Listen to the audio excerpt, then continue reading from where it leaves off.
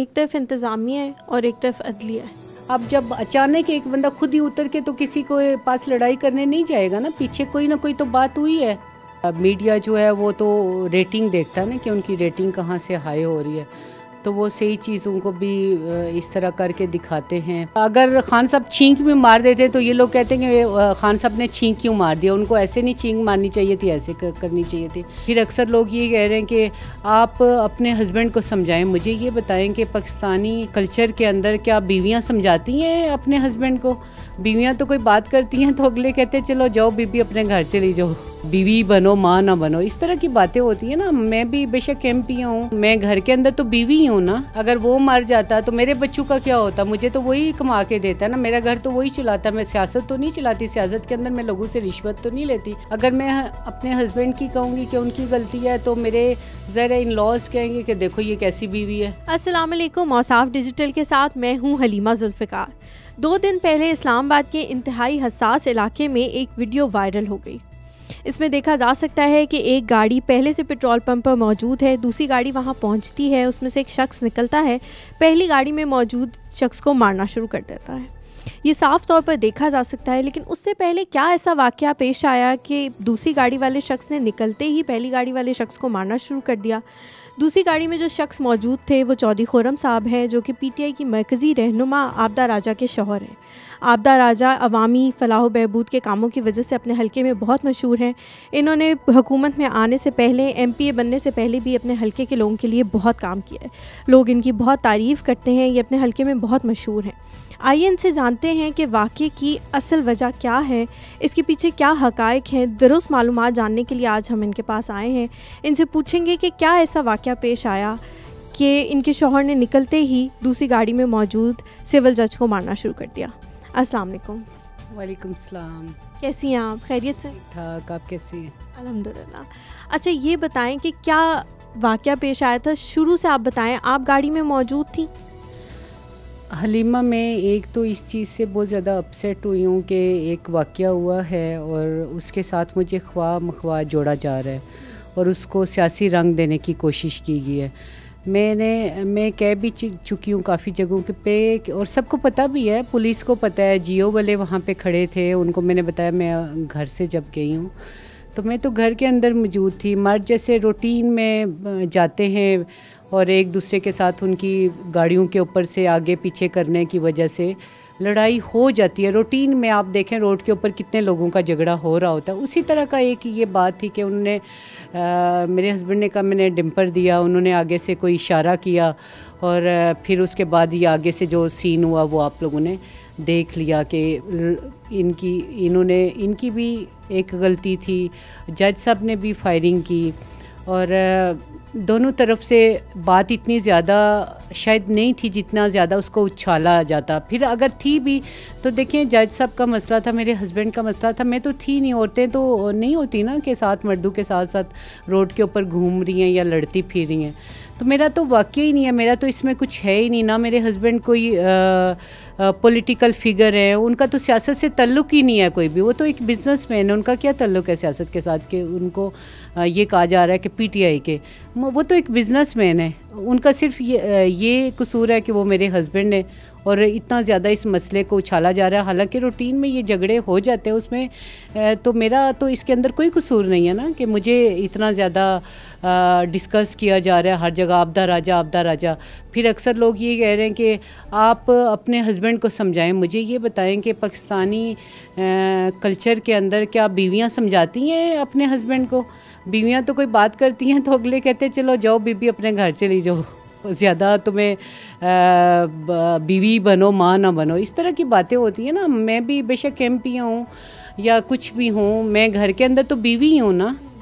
तो मैं अब मेरा हस्बैंड जो है वो सरबराह घर का, मैं तो नहीं हूँ ना सरबराह, ठीक है। वो सरबराह, वो मुझे समझाते हैं चीज़ें या मैं उनको समझाती हूँ? हाँ, मैं उनको एक मशवरा ज़रूर देती हूँ। अगर मैं साथ होती, मैं गाइड करती हूँ। मैं अगर साथ होती तो फिर शायद बात इतनी आगे तक ना जाती। फिर उसके बाद भी जब मैं थाने पहुंची हूँ, जियो वाले बाहर थे, वो गवाह हैं, पुलिस वाले गवाह हैं कि मैं गाड़ी के अंदर मौजूद नहीं थी, मैं बाद में पहुंची हूँ। फिर बाद में भी मैंने जाके यही कोशिश की कि जो भी बात हुई होगी हो गई है। मुझे भी ज़ाहिर है उनको भी नहीं पता था कि वो जज साहब है, मुझे भी नहीं पता था, लेकिन वो जज साहब होते या कोई भी होता, मैंने मामले को ख़त्म ही करना था। मैं हमेशा कोशिश यही करती हूँ कि कोई भी मामला हो जाए, लड़ाई हुई, झगड़ा हुआ या आपस में भी कोई भी चीज़ें होती हैं, उनको ख़त्म कर दिया जाए। हाल तो यही है ना कि बंदा माफ़ी तलाफ़ी करके, जिसकी भी गलती है माफ़ी मांग के, तो बंदा चीज़ों को ख़त्म कर देता है।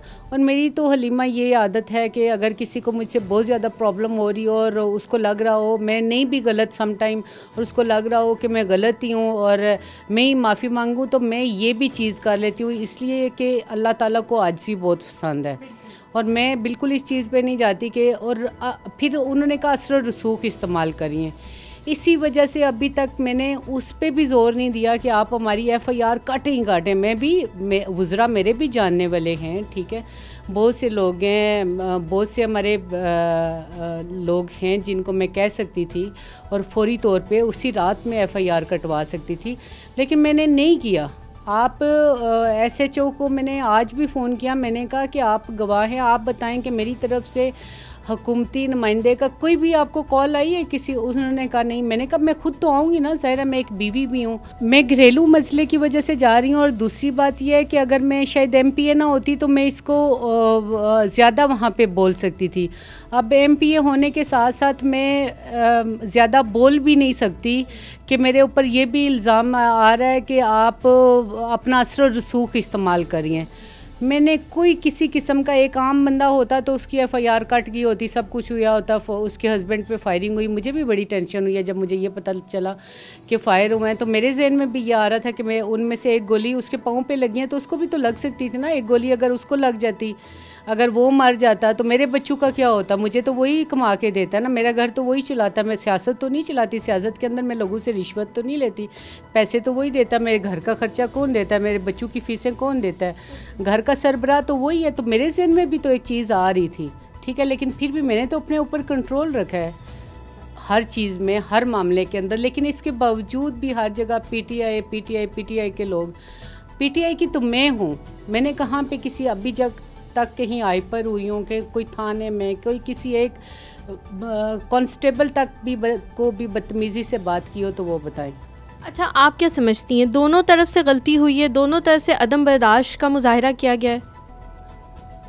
मैं तो सबको नज़र आ रहा है। देखिए, मैं अब कोई जज साहब के लिए बात करूँगी तो तब भी लोग नाराज़ होते हैं, वकला बरादरी नाराज़ हो जाती है, वो सब मेरे भाई हैं, वो सब देख रहे हैं कि जज साहब की तरफ से भी जो हुआ और मेरे हस्बैंड की तरफ से भी जो हुआ। अगर मैं अपने हस्बैंड की कहूँगी कि उनकी गलती है तो मेरे ज़रा इन लॉज कहेंगे कि देखो ये कैसी बीवी है। अगर मैं ये कहूँगी कि जज साहब की तरफ से गलती है तो वकला बरादरी मेरे अपने भाई हैं, वो मेरे साथ नाराज़ होंगे। मैं तो एक सैंडविच बन गई हूँ ना, बीच में फंस गई हूँ खामखा।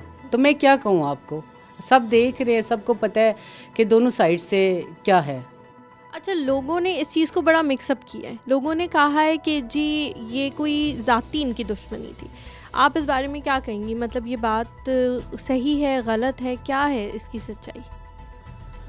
बिल्कुल भी जज साहब हमें नहीं जानते, उन्हें पता ही नहीं है हम कौन लोग हैं। हम ये नहीं जानते थे, हमें तो बाद में मीडिया के थ्रू पता चला कि वो कोई जज है।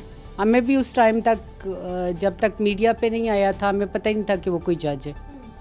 मतलब इवन कि जब मैं थाने में भी गई तो मुझे नहीं पता था, ना उनको पता था हम कौन है, ना जैसे रूटीन के झगड़े होते हैं। और हम क्यों झूठ, जाती क्या जज सबके साथ हमारी क्या कोई हमारी प्रॉपर्टी साझी है, क्या चीज़ साझी है? कोई चीज़ है, हमें वो जानते हैं, हमें उनसे भी आप पूछ लें, कोई भी, वो हमें नहीं जानते, हम उनको नहीं जानते। रूटीन में जैसे एक लड़ाई होती है वो एक हो गई थी। अच्छा, ये जज साहब पे तशद्दुद तो साबित हो गया है, रिपोर्ट आई है उस पर कि है उन पे तशद्दुद हुआ है, तो इस बारे में आप क्या कहेंगी? मतलब तशद्दुद तक नौबत पहुंचनी चाहिए थी और कैसे उन पे तशद्दुद हुआ है इतना? देखिए, तशद्दुद तो जो नज़र आ रहा है उतना ही हुआ है, उससे बढ़ के नहीं हुआ।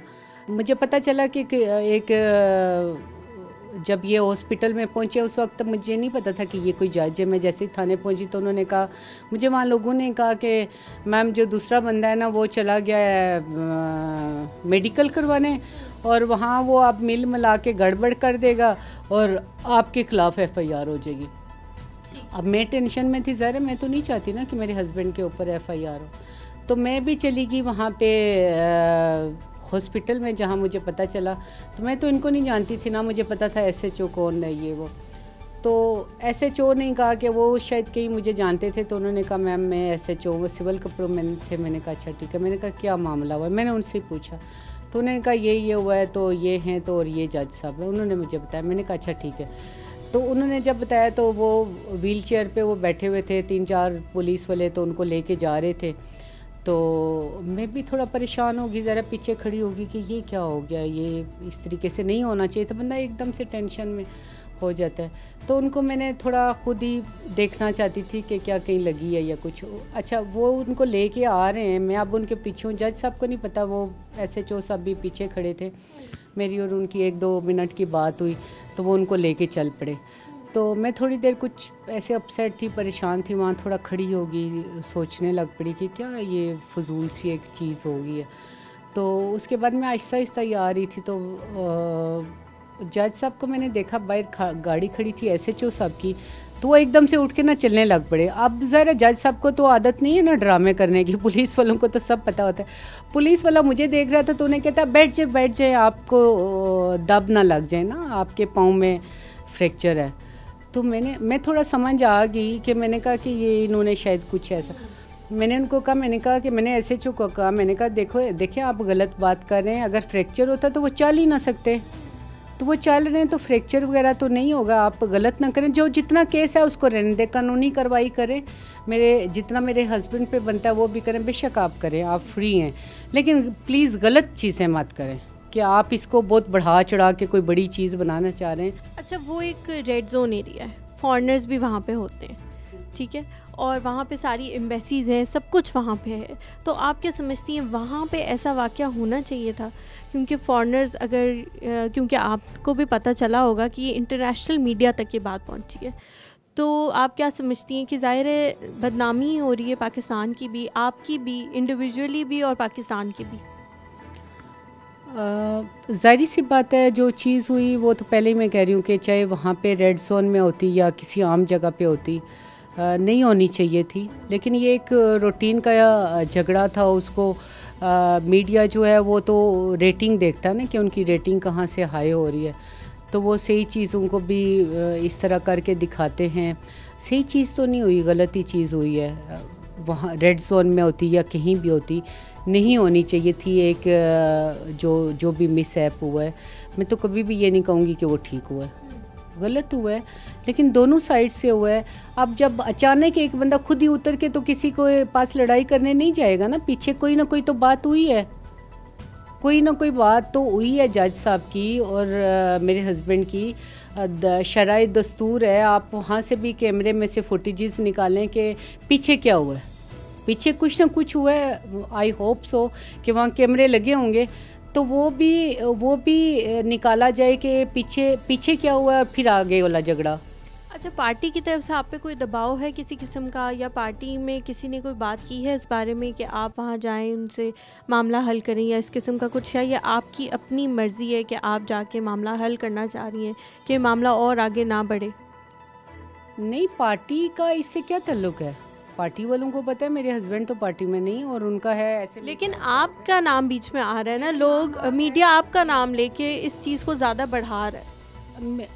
बिल्कुल मेरा नाम आ रहा है, लेकिन इससे पार्टी का कोई ताल्लुक नहीं है। मीडिया तो सबको पता है, किसी की भी, हमारे किसी भी बंदे की बात हो जाती है, अगर खान साहब छींक भी मार देते तो ये लोग कहते हैं कि खान साहब ने छींक क्यों मार दिया, उनको ऐसे नहीं छींक मारनी चाहिए थी, ऐसे करनी चाहिए थी।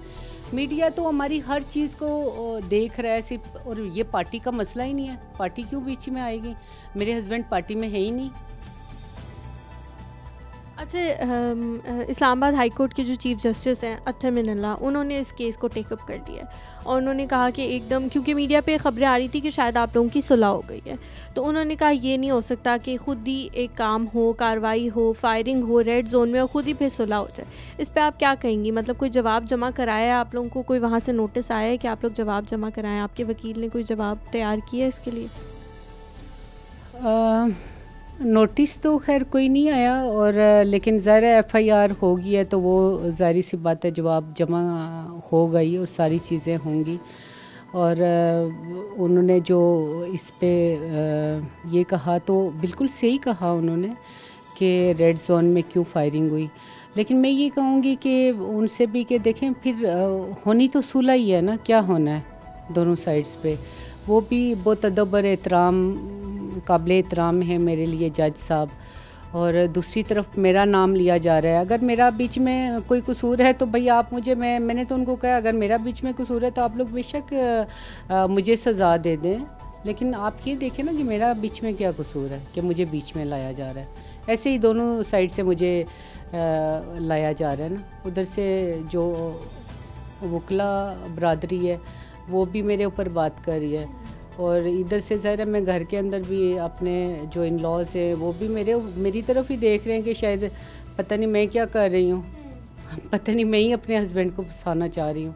नहीं तो आपका वकील क्या जवाब जमा कराएगा कि इतनी मतलब आप लोग सुलह की तरफ जाएंगे या किस प्रोसेस से, कानूनी तर्ज अमल से जाएंगे, क्या करेंगे?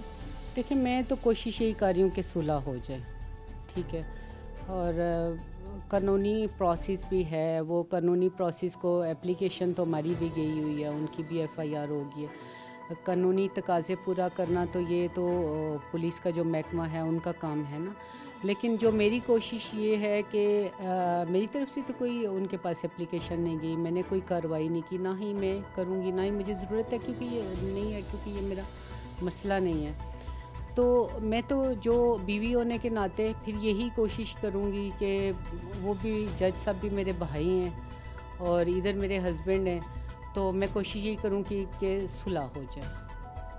क्योंकि ऐसे नहीं लग रहा कि एक तरफ इंतज़ामिया है और एक तरफ अदलिया है, तो इस पर कैसे फ़ैसला होगा? नहीं इंतज़ामिया है, कहाँ से आप बताएं? अगर इंतज़ामिया होती तो कोई जवाबी कार्रवाई होती, हमारी तरफ से तो कोई कार्रवाई नहीं हुई है। एक गलत चीज़ हो गया, बस उसको ख़त्म करना चाहते हैं, तो कोई इंतज़ामिया नहीं है, कोई प्रेशर नहीं है, कोई कुछ भी नहीं है, कोई मेरी तरफ से एप्लीकेशन गई हो, कोई मेरी तरफ से एहतजाज हुआ, कोई भी चीज़ हुई हो। हाँ बस मैं ये कोशिश कर रही हूँ कि हमारी उनके साथ सुलह हो जाए। जी नाज़रीन, आपने देखा कि हमने आबदा राजा साहिबा से सारी मालूमात ली कि असल में वाक़या हुआ क्या है, वाक़या कहाँ से शुरू हुआ। उन्होंने भी रिपीटेडली ये बात कही कि रेड जोन में वाक़या नहीं होना चाहिए था। दोनों फरीकैन ने अदम बर्दाश्त का सबूत दिया है। उनका ये कहना है कि वो सुलह करने के लिए तैयार हैं, हर किस्म की बात करने के लिए तैयार हैं जिससे सुलह की तरफ बढ़ सके ये मामला। इसके साथ ही हलीमा ज़ुल्फ़िकार को दीजिए इजाज़त और साफ डिजिटल देखना ना भूलिएगा। अल्लाह हाफ़िज़।